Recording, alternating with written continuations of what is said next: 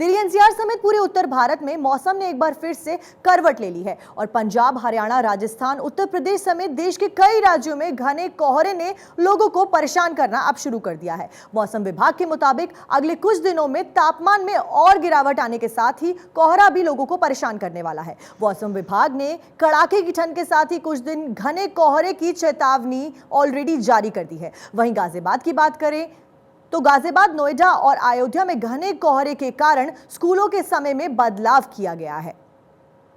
स्कूलों के नियमों में टाइमिंग्स जो हैं उसमें बदलाव किया गया है। अब स्कूल टाइमिंग्स जो हैं वो सुबह 10 बजे से 3:30 बजे करने के आदेश जो हैं वो लागू कर दिए गए हैं। कड़ाके की ठंड और कोहरे के सितम की वजह से यह आदेश दिया गया। तस्वीरों में घना कोहरा दिखाई दे रहा है जिसकी वजह से लोग परेशान।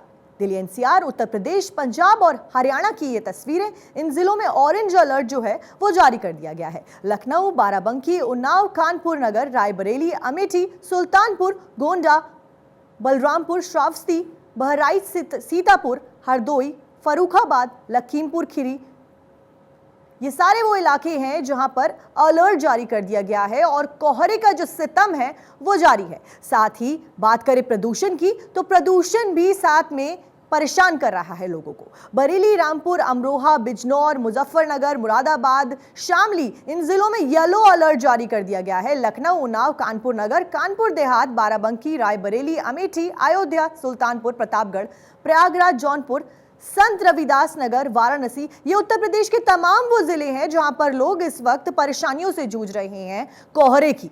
मिर्जापुर, चंदौली, आजमगढ़, मऊ, गाजीपुर, बलिया, सीतापुर, हरदोई, कन्नौज, फर्रुखाबाद, मैनपुरी, सभी वो जिले जहां पर कोहरे का सितम जो है जारी है।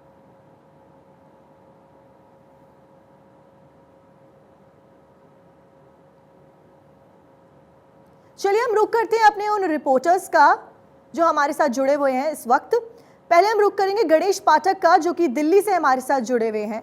गणेश, क्या कुछ अपडेट है कोहरे की वहां पर? देखिए, आज अगर बात करें तो फिलहाल जिस तरीके से अमूमन पिछले 2-3 दिन से लगातार हम देख रहे थे कोहरा छाया हुआ रहता था, लेकिन आज फिलहाल जिस तरीके से जो मौसम है थोड़ा साफ नजर आ रहा है, लेकिन जो सर्द हवाएं चल रही हैं, सर्द हवाओं ने जो ठंड वो बढ़ा रखी है। तस्वीरें आपको देख रहे हैं, ये दिल्ली का अक्षरधाम एनएच और यहाँ पर जिस तरीके से तस्वीरें साफ है, मौसम फिलहाल साफ नजर आ रहा है, लेकिन सर्द हवा चलने की वजह से मौसम में ठंड। और अगर मैं तापमान की बात करूँ तो तापमान 60 डिग्री सेल्सियस के आसपास बना हुआ है और जिस तरीके से अगर अधिकतम तापमान की बात करूँ तो 21 डिग्री सेल्सियस के आसपास बना हुआ है। वही ठंड को लेकर लगातार सरकारों की ओर से अलग अलग प्रयास किए जा रहे हैं। सरकार की ओर से हेल्पलाइन नंबर भी जारी किया गया है। जो बेघर है उनको लेकर अलग तरीके से इंतजाम भी किए गए हैं जिससे कि उन्हें ठंड के दौरान किसी भी तरीके की परेशानी न हो, हर कदम उठाए जा रहे हैं। जी शुक्रिया गौरव। शुक्रिया गणेश। एक बार हम गौरव का रुख कर लेते हैं अब हम अगले संवाददाता का। गौरव, क्या कुछ अपडेट है प्रशासन की तरफ से, क्या एक्शन लिए गए हैं इसके ऊपर?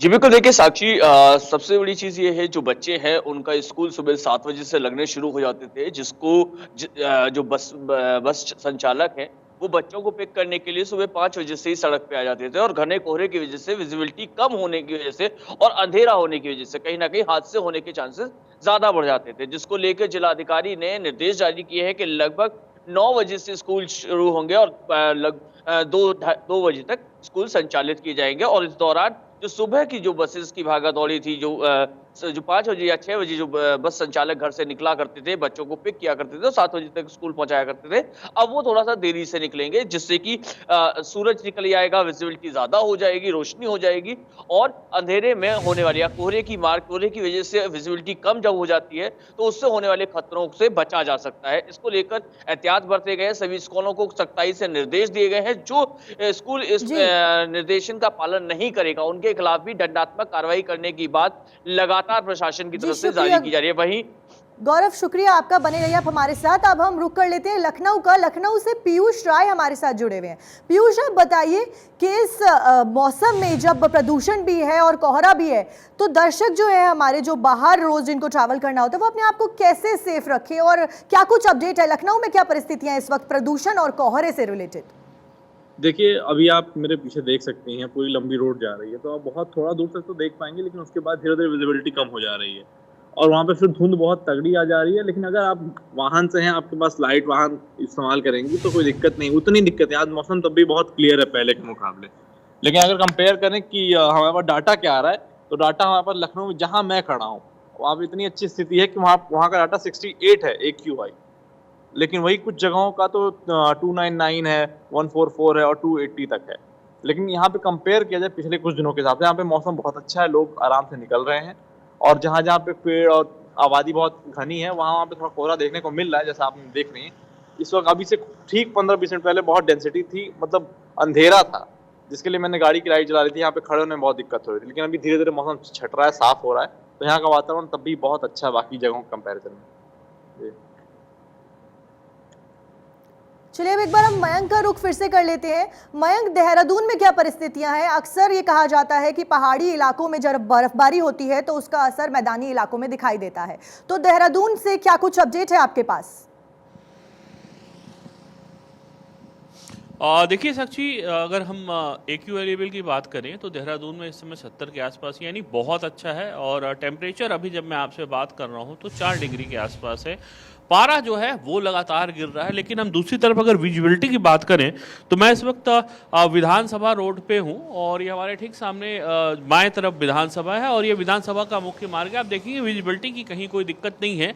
आमतौर पर वैसे भी देहरादून में कोहरे का असर कम होता है, लेकिन जब देहरादून से हम हरिद्वार की तरफ निकलते हैं और जैसे ही जो ग्रीन लैंड है वो पार होती है, उसके बाद हमें कोहरे का असर दिखाई देने लगता है। चंडीगढ़ से हमारे साथ थानेश्वर शर्मा जुड़े हुए हैं। थानेश्वर, क्या अपडेट है चंडीगढ़ से? जैसे कि हमें बता रहे थे ये कि देहरादून में विजिबिलिटी है अच्छी और वहां पे AQI बेटर है, लेकिन तापमान जो है वो ठंडा है। चंडीगढ़ में क्या कुछ हालात हैं?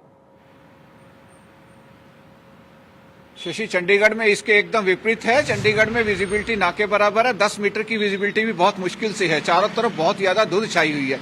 मैं इस समय सेक्टर 3 पंजाब भवन रोड पे हूं। मैं मेरे कैमरामैन से कहूंगा आपको रोड पे दिखाएंगे। लंबी रोड जा रही है, पीछे से व्हीकल्स बहुत कम नजर आ रहे हैं। उनकी लाइटें जला जला के सारे आ रहे हैं, तभी उनको कुछ नजर आ रहा है, वरना नजर बिल्कुल भी नहीं आ रहा। जहां तक AQ की बात करेंगे, AQ यहाँ 350, IQ 350 से 374 के बीच में चल रहा है। सेक्टर 3 में 374 चल रहा है, सेक्टर 22 में 360 चल रहा है। अलग अलग जगह पे पोल्यूशन बहुत बड़ा हुआ है और शीतलहर बहुत तेज चल रही है, जिससे लोगों को बहुत ज्यादा परेशानी का सामना करना पड़ रहा है।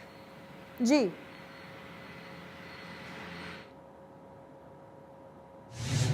एक बार फिर से हम गणेश का रुख करते हैं। गणेश, एक बार आप दर्शकों को दिखाएंगे आपके पीछे क्या स्थिति है और क्या है मौसम का मिजाज वहां पर दिल्ली में?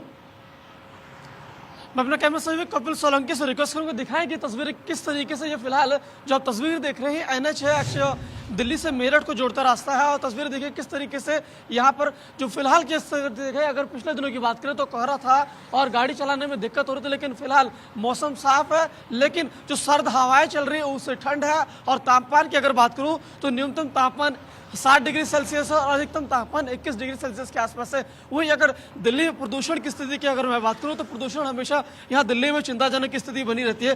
फिलहाल अगर मैं बात करूं तो प्रदूषण के आंकड़े की अगर जो पड़पड़गंज का इलाका है वहाँ पर 391 है, वहीं ITO 314, major Dhyanchand national stadium जो कि राष्ट्रपति भवन और जो लुटियन जोन का इलाका आता है वहाँ पर 360, आनंद विहार जहाँ पर हमेशा देखने को मिलता था कि एयर क्वालिटी काफ़ी दूषित रहती है, वहाँ पर 379, और जवाहरलाल नेहरू स्टेडियम जो कि माना जाता है कि इस इलाके का प्रदूषण नहीं होगा, वहाँ पर 354, नेहरू नगर इस 394। इस तरीके से दिल्ली में जो AQI लेवल है 300 से लेकर 400 के आसपास। गणेश, शुक्रिया, सभी रिपोर्टर्स का शुक्रिया सारी जानकारी देने के लिए। चलिए अब आपको रॉबर्ट वाड्रा से जुड़ी एक खबर बताते हैं। कोलायत में जमीन खरीद फरोख्त में रॉबर्ट वाड्रा से जुड़ा प्रकरण, राजस्थान हाई कोर्ट में आज अंतिम बहस हुई पूरी।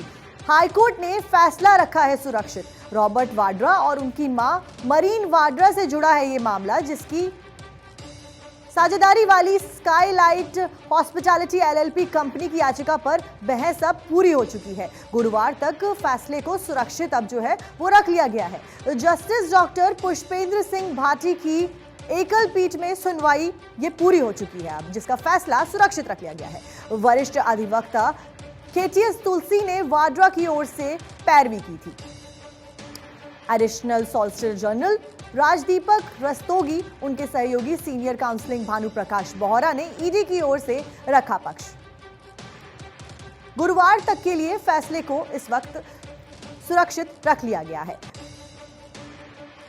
कोलायत में जमीन खरीद फरोख्त का ये मामला जो था रॉबर्ट वाड्रा के ऊपर चल रहा था, जिसका फैसला अब सुरक्षित रख लिया गया है। वरिष्ठ अधिवक्ता केटीएस तुलसी ने वाड्रा की ओर से जो है वो पैरवी रखी है। जस्टिस डॉक्टर पुष्पेंद्र सिंह भाटी की एकल पीठ में सुनवाई को पूरा अब कर लिया गया है।